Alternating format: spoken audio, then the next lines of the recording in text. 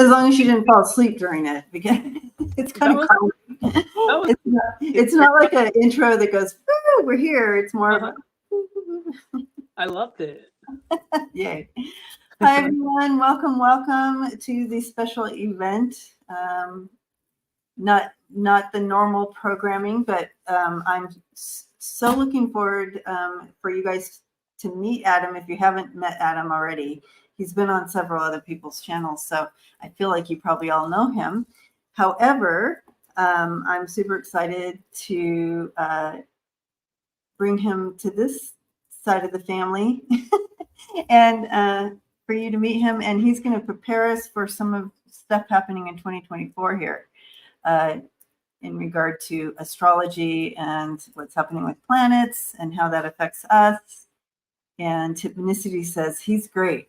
Can you see the chat, Adam? Oh, yeah, actually, well, yeah, if I press on a specific button, then I can. Should I try it? If you see at the top, it says comments or whatever, at the top right-hand side, you click on. Oh, yeah. There we go. There you go.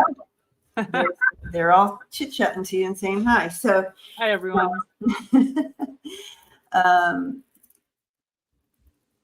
If you want to throw questions in, go ahead and I'll star them. And if we have time, we'll get to some of them. But it's more, we're not doing like personal questions. It's more about globally 2024, those types of questions like that. So not personal ones, but in general for everyone type of thing. So if you have any specific questions, throw those in and I'll star them for the rest of the show. But while everybody's popping in here, Adam, for those who haven't met you, can you tell us a little about you and your journey with astrology and how, if we want a personal reading, how can we connect with you? Most definitely. First off, Debbie, thanks so much for having me on again. It's been over a year. So it's been quite a while, but it's great to be back on connecting with you and connecting with the online community. So I'm currently offering astrological readings, discounted readings for the new year, for the winter season. And my YouTube page is Adam Stargazing Astrology. So please be sure to subscribe to that if you have not subscribed already. I offer new moon and full moon updates on my page, along with other collaborations as well. And let's see, yeah, so that's there's some really exciting stuff coming up for this new year. So that is definitely something that I would love to start with. Yes. Yeah, I was just saying, how do they reach you for? Yeah, my email address. So my email address is adamastro. That's ADAMASTRO 777 @gmail.com. So for all of your astrological inquiries, please contact me there if you are at any sort of crossroads in your life, if you're interested in a birth chart for yourself or for someone else perhaps, or a composite chart, which is a relationship chart. I do those as well. And at Gmail. You guys, I have personally had a reading with Adam. It was over a year ago, but it was talking about my 2023 year. And I remember you tapping in a little bit on my health. Like you're gonna have some health things, and I'm like, oh boo, I hate you. But I ended up having my gallbladder out. So you're right there in that time zone where the whatever lines were doing their thing. You like that, guys? How I call them the lines, or where all that's happening, and you're like, yeah, it looks like this will be a. So I always find it fascinating that you can actually look at someone's chart and say, oh, it looks like there's going to be some health things happening in this time. How in the world? Yeah, that is quite fascinating. So I find that stuff more in the transit charts. Trend. Okay. Yeah. So those transit charts are those really characterize specific events that go on at specific times. So that's a wonderful chart to get if you have any questions about any specific areas of life at any specific times, either in the past, the future, or the present. And the reason why I say the past is because a lot of times we've had these very transformational experiences go on, and we're like, where did that come from? What's going on? And then getting a transit reading helps Transits. clarify that. Hypnicity just said it. Thank you, Hypnicity. She's got my back. Transit, yeah. Yeah. Thank you, Sharon. So it was fascinating. It was spot on, and so I highly recommend, if you guys want to get a reading, a personal reading with Adam, do it. Okay. Moving forward, Adam, 2024, here we are. Is it true what we're hearing? Is it going to be one of those years? Okay, tell us all about it. Tell us what you got. So first off, 2020 year begins on a positive note. And the reason why I want to say this is because January 1st, the planet Mercury, which represents communication and communication running smoothly, which is basically has a lot to do with our lifelines. It's gone direct, so the channels for communication are much more open beginning the first of this year, which is wonderful. Right now is the time to really get stuff done. The sun right now, the sun sign is transiting through Capricorn, and Capricorn is very ambitious, very much a go-getter, strong organizational skills. We find structure with Capricorn, mountain climbing type of energy. Again, ambitious pursuits.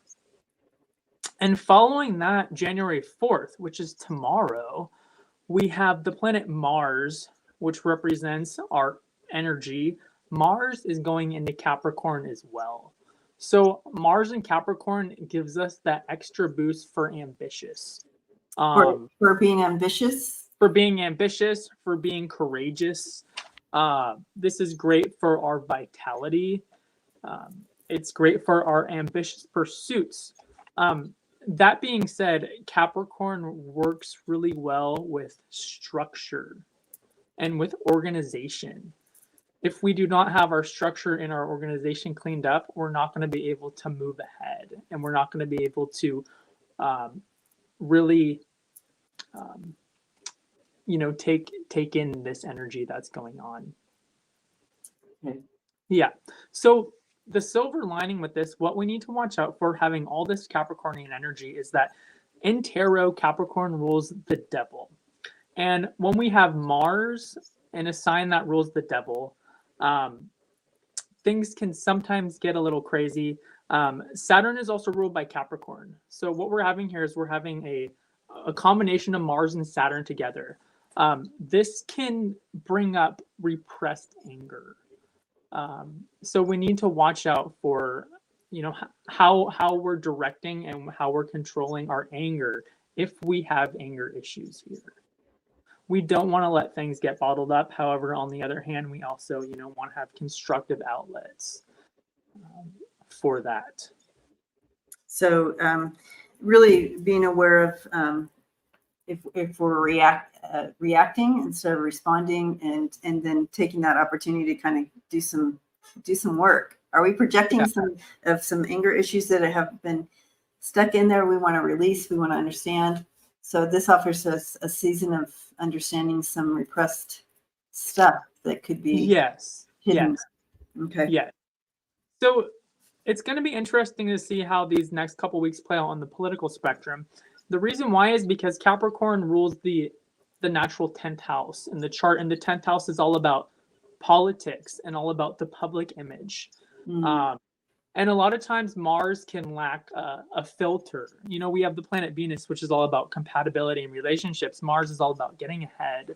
So we may see some nasty words go out. the next couple. Okay. So Yeah. politically. Okay. Mhm. Interesting. Yeah, the aspect is a very major one. And this aspect is going to be affecting us for the next approximately 24 years. Pluto is the slowest moving planet in the astrological chart. And we have Pluto right now. It's at the last degrees of Capricorn. So we're seeing these hierarchical structures like boil over. Because Pluto represents power, the last degrees, we see the nasty of the nasty coming over and spilling out, really ultimately for purification. So when Pluto enters Aquarius, January 20th, we're slowly going to see those power structures shift into a more humanitarian perspective. And along with those humanitarian views with Aquarius, we find innovation, we find solar technology, we find wind technology. Another thing that really represents the hallmark of Aquarius is the gender barriers breaking down. Capricorn represents the patriarch, Okay. which we have really seen that the past 20 something years, the patriarch really being in charge here. We're going to see those barriers break down, and we're seeing that also, in like schools, for example. My niece, she goes to a school right now where they have a gender neutral bathroom, and that really represents that Aquarian energy. Where we're seeing more of on an equal footing. And it's not overnight, though. We have 20 years to kind of move in. So what we've been all saying is literally showing in the stars now, as the patriarchal system is no longer in the planets, right? So, I mean, it's shifting. And we're moving into this the Capricorn's in the new spot, offering a more... not a pot. We're breaking away from the patriarchal stuff, but we have 20 years of this. It's not going to be overnight, right? 23 years or whatever. It's a slow, painful process. We saw that last year. We saw that the year before, and this year it's like the light is going to be peeking through a little more. There's still going to be a lot of power struggles. A lot of nastiness come up. However, by the end of this year, it's going to be a slow trajectory. And just astrologically speaking, because this phenomena is going to be going on, I have a really hard time seeing Trump get in as president. Right. So that's good. Yes. And that's kind of what we've been getting as well, that he would not be reelected. Yeah. So that is definitely a positive aspect. Yeah. So about a week later, at the end of January, the planet Uranus, which rules surprises and sudden shocks, as you mentioned, it's going to be going in a direct motion. Right now, it's in a retrograde motion, so it's covered more behind a veil right now. Okay. When it goes direct, we're going to experience more shocks, more surprises. However, this is also a time where new innovation, new ideas are going to be coming through more. This is also another aspect that leads me to believe that Trump is going to be moving more and more down the rabbit hole, because Uranus is really associated with Aquarius, which is all about the new age. Oh, okay. Yeah, and as the new age progresses, right, we see Trump and his patriarchal views shrink. Right. So that's another promising aspect. The tone of February and March, there's going to be an evolutionary tone that's going to be a little bit different. We have the North Node, which stands for our evolutionary direction. It's going to be sitting right next to the planet Chiron, and Chiron is all about healing our personal wounds. Ooh. So Pisces season starts end of February, this is when this is going to be going into play. This is a wonderful time for emotional healing, learning more about personal growth, learning more about forgiveness, reconciling conflicts between past wounds and your greater purpose in life. So this Pisces season is it's going to be pretty watery.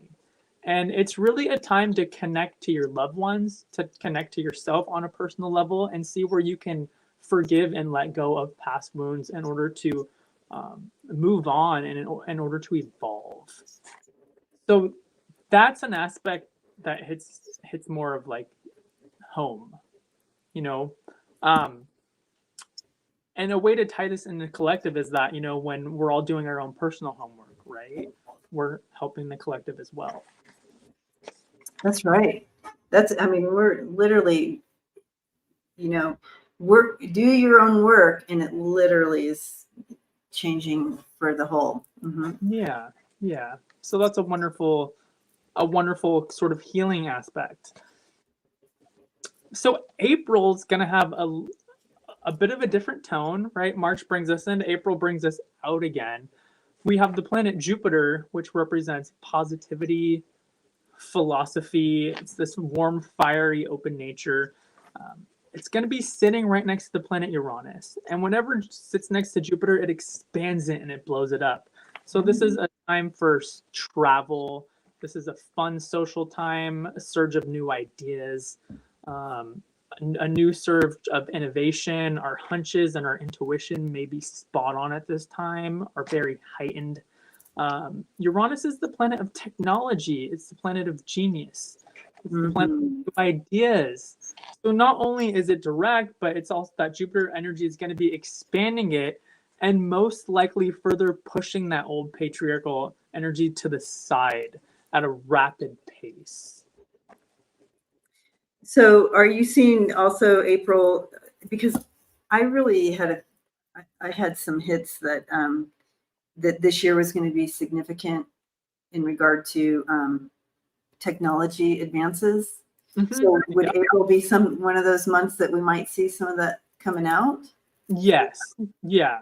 And the reason why it's going to be so heightened again, Uranus is direct, right? So that energy can come through, that genius, technological genius can come through, and then Jupiter just expands that. Jupiter represents our gifts. Yeah, it's like it's Jupiter Zeus, the king of the gods. You know, the king can bestow gifts upon humanity, and that's the type of energy that Jupiter plays. Got it. Okay. Yeah. That's April. So that's going to be like April, May. June's going to be a little bit different. So the planet Saturn, which represents structure and duty and discipline, it's going to be going retrograde. So Saturn retrograde, it's really all about the gift of reflection. It's going to force us to take a step backwards and really define our boundaries. This is a great time for physical house cleaning, cleaning of your house, reorganizing, restructuring, refocusing. If there's anything that you have, put into the background that you want to get done, Saturn is really all about taking those ideas and manifesting them, bringing them into manifestation into the world, by creating a structure and a focus. So June is definitely a time, to perhaps make a list of things that you want to get done, how you can, better redefine things and sort of clean things up if there's anything you need to clean up. And organize that junk drawer, guys. Huh? Organize the junk drawer. See what you got. Yep.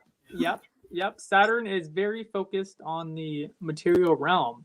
So, when things are in focus, it can really help us, move things along and get us, to where we want to be going.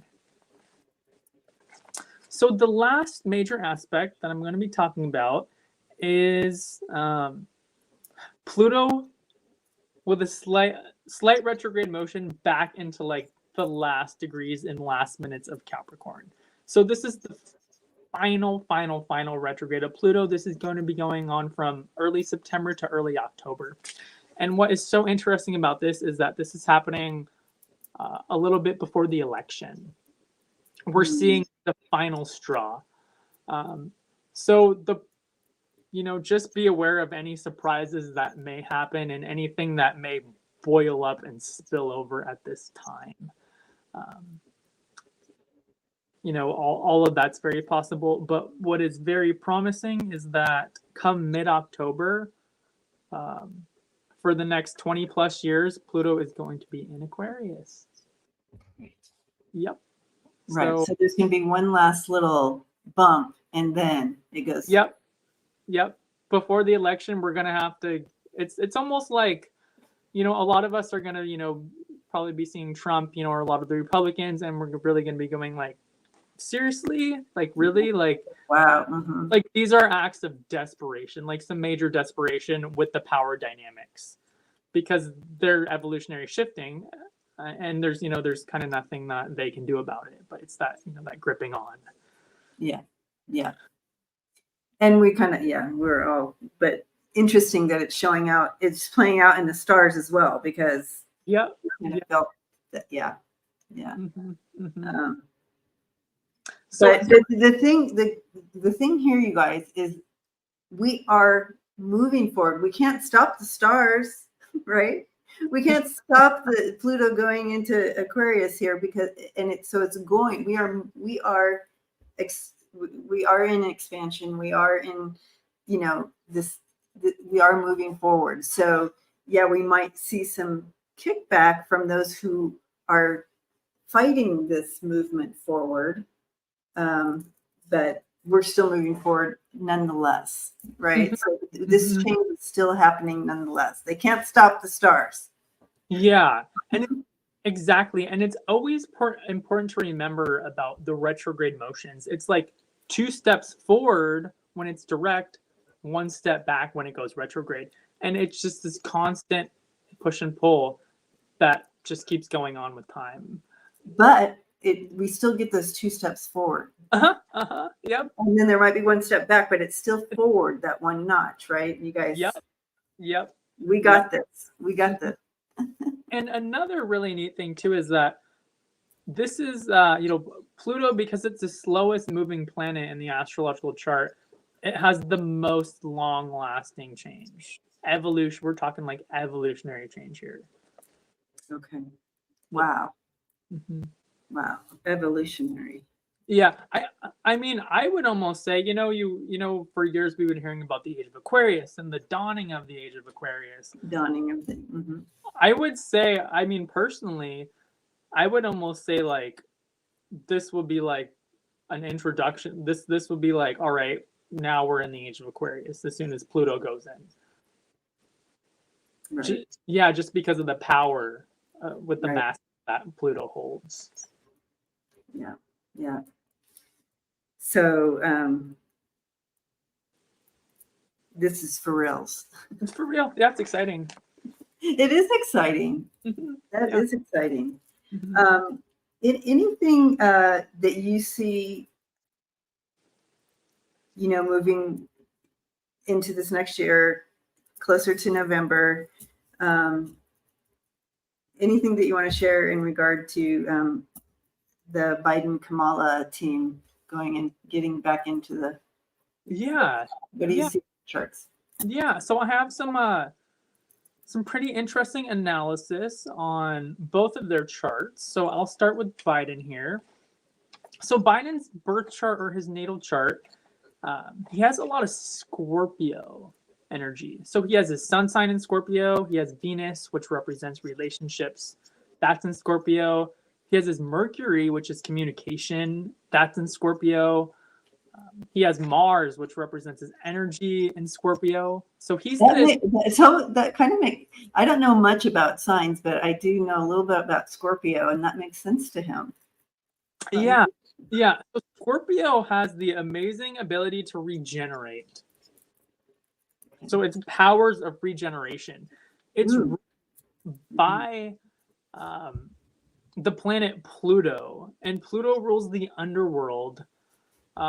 So those that have strong Scorpio placements, they have this psychic aptitude, almost mystical aptitude, that is just that lies in the realms of the unspoken. It lies in the realms of feelings, and instinct. Scorpio is extremely instinctual. So he definitely has those, those that power going for him. He has such a karmically destined chart. It's insane.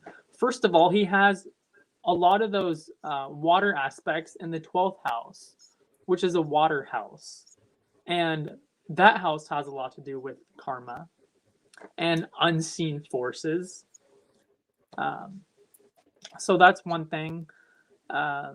Let's see. He also has his North Node which is his evolutionary direction in the astrological sign of Leo, which is all about learning to take center stage, learning to be the authoritarian. With his South Node, the South Node placement is what we already have under our belt. It's what's comfortable for us. His South Node's in Aquarius. So giving to humanity is easy for him, and it's natural. That North Node is forcing him to really utilize those humanitarian gifts and bring them out by being in the position of authority as represented by Leo. So he's definitely playing that out. He has a lot of square aspects to Venus, which represent relationships. And we see here, we see there, he has, close loved ones, that have passed. These square aspects, they create chaotic and tense situations. That really force change and growth, but a lot of times the growth and the change only happens through uncomfortable situations. So we see that in his chart. He also has a Jupiter in retrograde. Jupiter represents our faith and beliefs. Whenever that's in retrograde, the individual might sort of question. And it can also indicate a strong, deep inner faith and inner belief, because those retrograde planets, the energy more goes inward. And as we know, he's a very spiritual man. He really has a lot of faith and a lot of belief in goodness and the goodness of people. Yes. So that really shines through as well. So looking at some of his transits, let's see, some of the short-term transits, he has a good amount of trine aspects. And the trine aspects, they indicate, I call trines like gifts from the universe. And a lot of times we don't acknowledge if we have a lot of trines, because things fall into place without a lot of effort. We still need to put in effort. We can't just lie there, and expect things to come to us. But things will fall into place fairly easy with those trines aspects. He has Mars trine his North Node. Mars represents his vitality and his energy. It's trine his North Node in Leo. That indicates a good amount of energy and a good amount of stamina. So for those of you who are really worried, maybe about his age, about his health right now, he still has a lot of reserves. And that in combination with all that Scorpio, Scorpio is, if there's a planet, if there's a sign that has 9 lives, right, it would be Scorpio. Yeah, and I felt his 2024 looked good too, so that's good to hear. As far as yeah. He has the planet Venus, which represents relationships and values. It's in a harmonious aspect to Pluto, which represents power. So this indicates that it's power used in a healthy manner. His power is being used to uplift and to bring harmony as opposed to chaos. Another Mars aspect trine his moon sign.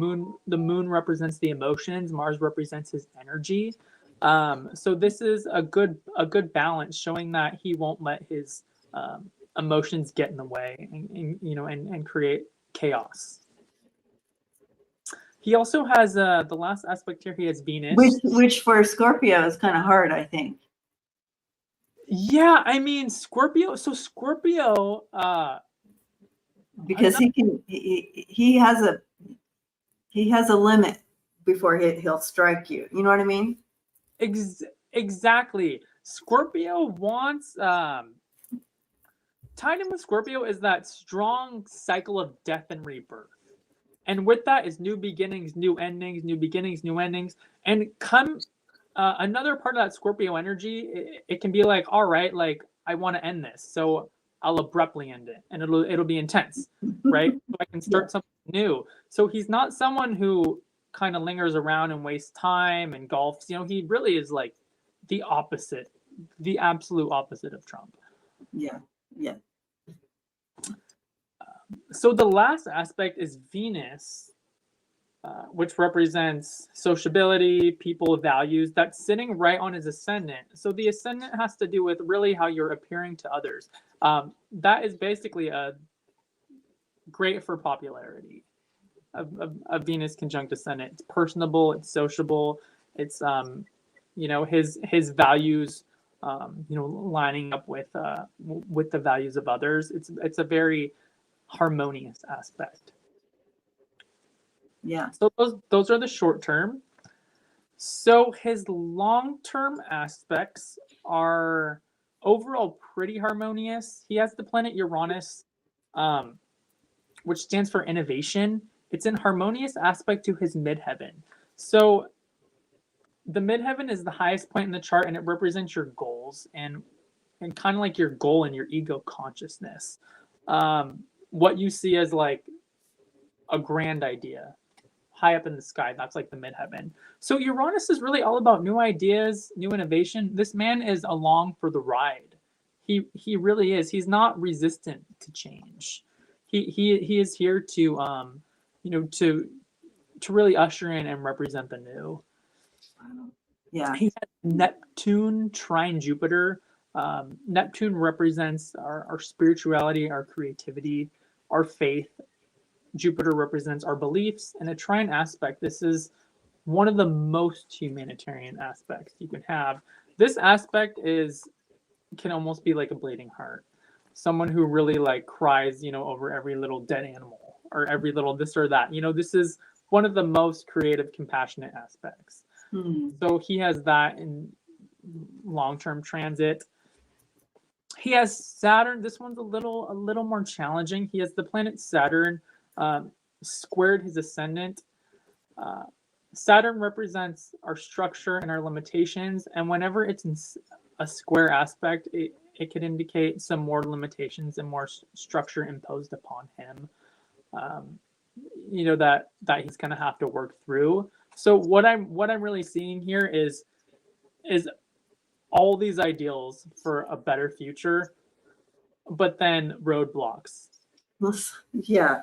That he's really going to constantly work with that are going to hold him back and that are going to act as like barriers to him being able to really manifest exactly what he wants. Mm-hmm. But that's kind of the name of the game. Saturn is like these are the facts with Saturn, and you gotta work with them. Yeah. So with that square, it's more than he wants, but it just kind of is what it is. So another aspect is the planet Pluto, which represents power and power struggles. It's going to be squared the moon sign. The moon acts on the instincts and the emotions. His moon's in Taurus, which is actually benefits him because he has all the Scorpio, which is so watery. The moon in Taurus helps ground the emotions. Which the moon in Taurus, it's exalted. It's a more stable and a more foundational moon. It's the most stable sign to have the moon in. How beautiful for him. Yep. The moon in Taurus, it's a great moon position to have. It's very earthy, very nurturing, very feminine, so it's very comfortable in that moon placement, but it doesn't have a lot of the fluctuations that can come with the moon. It's slow to anger, right? The emotions with Taurus are slow, but once the bull gets going, it can also hold on to things too a little bit longer than it should. That's kind of the downfall of the Taurus moon. So that being said, a Pluto squared moon is, there are going to be certain situations that threaten his position of power, and that disrupt his position of power, and that he's going to have to figure out how to navigate those smoothly and emotionally, smoothly on an emotional basis, in order to be able to glide along and move past those squares. Squares are so interesting. They come to challenge us, but they can really force a lot of growth in a small amount of time if we can see them that way. Well, that's what they're for. I mean, we set it up that way so we could go through and expand. Ideally, but a lot of times they become unlearned lessons that get repeated again. Oh, they repeat if we don't. Like a loop. That tends to happen a lot too, unless we're completely self-reflective. Are a lot of us? I don't know. Probably not. I don't want to loop. I want to learn the first time around. That's the idea. Yeah. So the last aspect he has is, he has two more. He has Neptune trine the Sun and Neptune trine Venus. These are both very similar. A lover of creativity, very expansive, very idealistic, very humanitarian. So he has, all these wonderful humanitarian ideals, just right at hand. Awesome. That looks good. So that, I definitely feel like Biden is by far the better choice. Without question. He really does have all the stars aligned for him to be in the position that he's in at this time. And the last reading I did on him, it was evident that he kind of understood his calling, and that he knew that this was for him a divine calling or whatever, that he was meant to be doing what he's doing at this time for the planet, for the United States, for this progression. He had an awareness of that. I wouldn't be surprised. I don't know if you can see it in his chart. I think you may have said something to it a little bit, but his intuition, his connection, his awareness. Yeah. Third eye type stuff. Yeah, he has strong instinct, strong intuition, and also extremely fated. It literally was his fate to do this. That's what I was. Yeah, clear fate, clearly. Charts, I'm like, well, you could do that. Like evolutionarily, I'm like, wow, you have probably a lot of options. You could do that, and that, bounce around. But him, it's just clear cut. Clear. Yeah. That's how I always felt with him as well.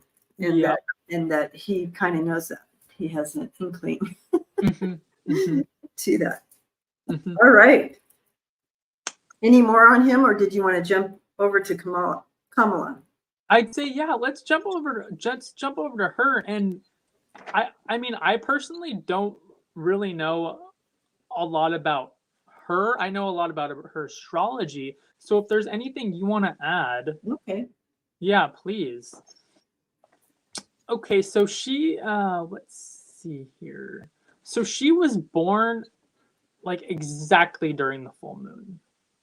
Exactly during the full moon? Exactly. I was born during a full moon, but the sun and the moon sign are 4 degrees off, so it was almost full. She was born exactly 27 degrees Libra with an Aries moon at 27 degrees. That's an exact full moon. Wow. Yeah. So from personal experience, what I can tell you about being born during the full moon is really the ability to be able to see a lot of different angles.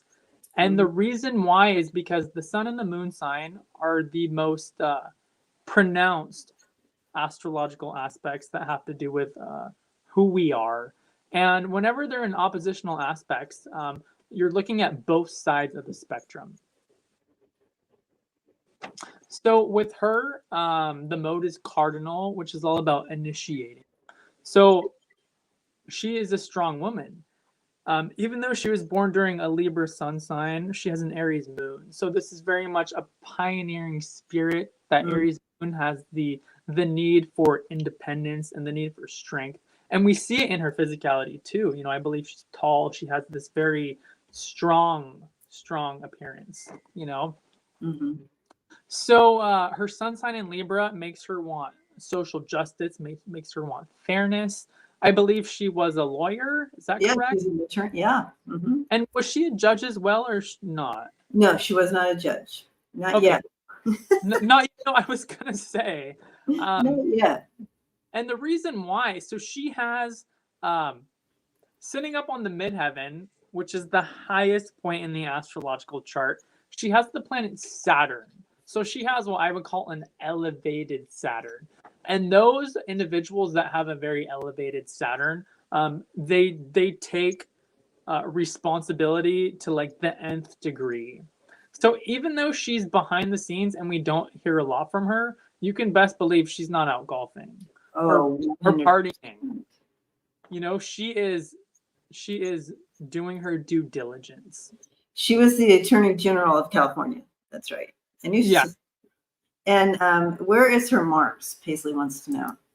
Okay, so unfortunately, I do not have that written down. Oh, okay. Okay, that's okay. That's not one aspect I have. However, she was born during the full moon in Aries. Aries is ruled by Mars. Oh, okay.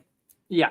So you automatically see that in her demeanor, in her emotions, in her attitude, as all represented by the moon sign. I do believe her Mars was not highly aspected. Otherwise, I would have noticed it. But you also don't want to be confused the Mars with the Saturn. So Saturn is duty, it's discipline, it's conformity. It's very masculine, like Mars as well. The energy of Mars fizzles out though a little more. It's more like the warrior that throws the arrow and gets tired. Saturn is all about in it for the long haul. So, as you said, she's not a judge yet. Saturn on the midheaven is the judge. Yeah. It's like literally, it's like the law. It's like Saturn is the most traditional. Whatever's in the books is the law. So that being said, she has this strong traditional streak to want to really uphold the Constitution. Her Saturn's in an Aquarius too, which goes extremely well with Pluto and Aquarius. Because the midheaven, planets and signs on the midheaven, we hold very high ideals. So this Aquarian energy that's coming holds a very special place within her system of ideals and with her idealistic beliefs. Mars and Leo. Okay, her Mars is opposed to her Saturn. Okay. Thanks, Paisley. Yeah, thank you. You know, that could be that could be a little shaky, and what she needs to watch out with having a Mars opposed Saturn, she needs to watch for her energy battery and her energy resources. There could also be instability with that as well. There could also be because Saturn is the judge, right? And Mars acts more on impulse. She needs to watch out for not acting impulsively and too rash. Otherwise, she could really make wrong decisions and really affect people negatively. That's not an easy aspect for her. That aspect has probably caused her a good amount of grief.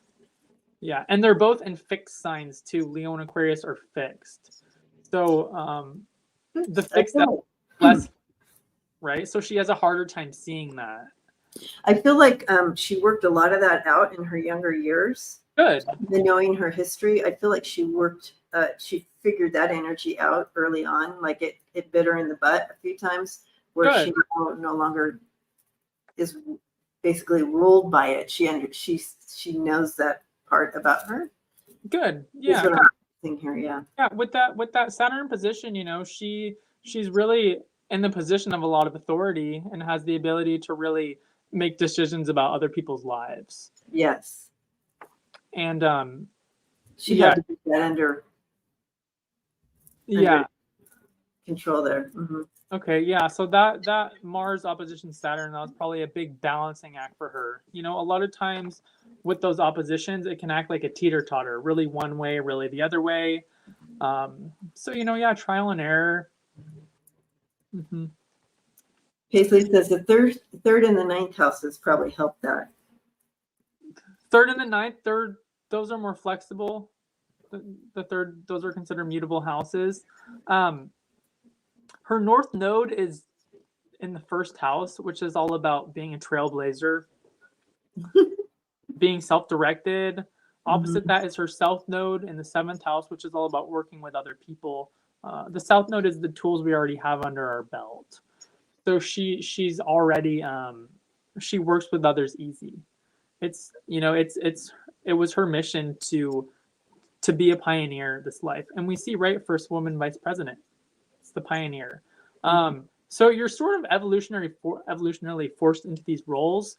And a lot of times the position of our north node, we're stepping into an uncomfortable zone. So even though she's there, it was kind of scary and perhaps uncomfortable for her to step into that position. But it's just part of that, having that north node in the first house. And that was. Oh, I didn't write that down. Oh, never mind. I was thinking someone had the Leo placement that kind of forces them to the stage. Oh, Trump has Leo on the ascendant. You mean like a political figure? Yeah, I thought it was either Biden or I think it must have been Biden. Biden has a placement of Leo where it kind of oh, you know what? With the Scorpio, Biden, and I didn't write this down because I don't write down everything with their charts.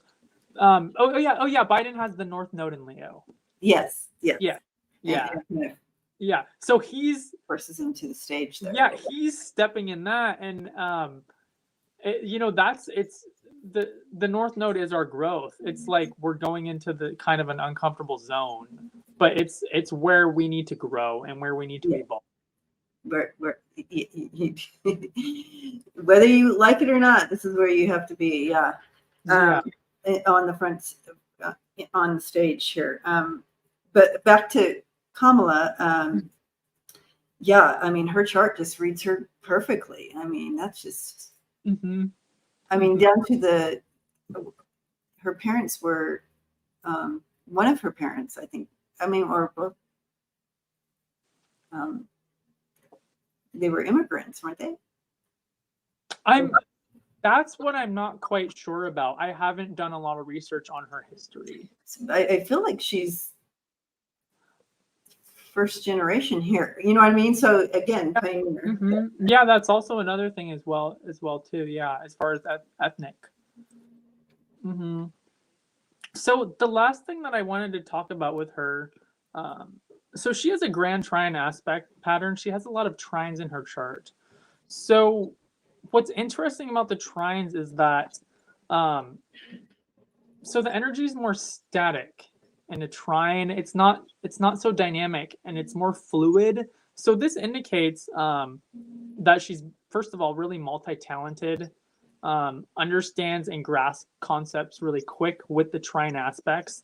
But because she has so many trines, there are elements within her that get unrecognized. and go unnoticed, and talents that go unnoticed. Yeah. So that is really what's happening with the Grand Trine energy, because it's so self-contained. You know, it's good inner stability. It's very talented, but the self-containment things just to kind of just more go with the flow. And that's what you're looking at for this year, or just No, that's in her. Okay, that's just overall. Yeah. So the birth chart acts as like it's like a foundation. Oh, okay. Yeah. And so I can see how that offers you the opportunity to have to stand up for yourself. And, you know, you have to be intentional about. Yeah. Yeah. It's like she has it's easy for her to just go with the flow, yet she's a pioneer, yet she, you know what I mean? She has a lot going on, being born during a full moon and having a lot of really strong aspects with Saturn. She's very masculine, but very feminine as well, if that makes sense. She's very well developed in like both. Both energies going strongly in her chart. That's good. Yes. So her mother was Indian and her father was Jamaican. Yeah. So she's first generation here. So that's another part of her pioneer. Okay. There. Mm-hmm. Very interesting. So let's take a look at some of her transits. So the short-term transits, which last anywhere from a couple of days to a couple of weeks. Again, like Biden, she has mostly positive aspects. Her sun sign is in a harmonious aspect to Uranus. That's all about welcoming new change. Her Mercury is trying with Mars. It's good for vitality, good for open flow of communication. Her sun sign is trine Pluto, a healthy sense of power, a healthy sense of self, and her position of power. Sun sextile Neptune, that is open to the possibility of more visionary, more idealistic ways of thinking. I feel like with the Saturn up on her midheaven, you know, she's put into this position of authority and power. A lot of time, but Saturn rules tradition, right? So a lot of times when you have such a strong Saturn, you can lack that visionary Neptune energy. Biden is a visionary, right? She actually is much more like the traditional grounded one, astrologically speaking, than Biden, even though Biden's the president. Wow. Yeah, Biden has all these amazing ideas as represented by, you know, his faith and his beliefs, and he's much more of like a fantastical type, you know, whereas she is like with that Saturn up there, she's like, you know, she's strong and she's foundational and she'll show up very much by the books. But these, you know, a good Neptune aspect, you know, may, you know, helps kind of open her up, you know, to new possibilities and you know, and to new ideas. And we need that aspect of visionary, as long as it's grounded, you know, in order to make progression, you know. So let's see, her Mars is a harmonious aspect to Mercury, open communication as well. So those are positive. Let's see her long-term transits here. She has some interesting ones going on. So she has Saturn. It's going to be sitting on her midheaven. She may be used to this because natally she has Saturn on the midheaven. This is all about some sort of culmination in her career. Some sort of shift that's going to a shift in structure, a shift in position, a shift in authority. That's going to be culminating. That's long term, so that's not necessarily 2024. Yeah, I would say like you know, most likely within the next couple months to the next, you know, through 2024. Oh, okay. there he goes. He just got booted off, you guys, right in the middle. Well, that's interesting. A shift. I wonder what that means for her in 2024 as far as what are you guys' thoughts?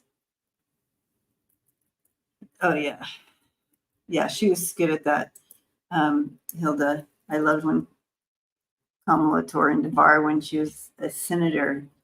Yeah, she's so good at that, holding that space when she's prosecuting or whatever, in that position of asking questions.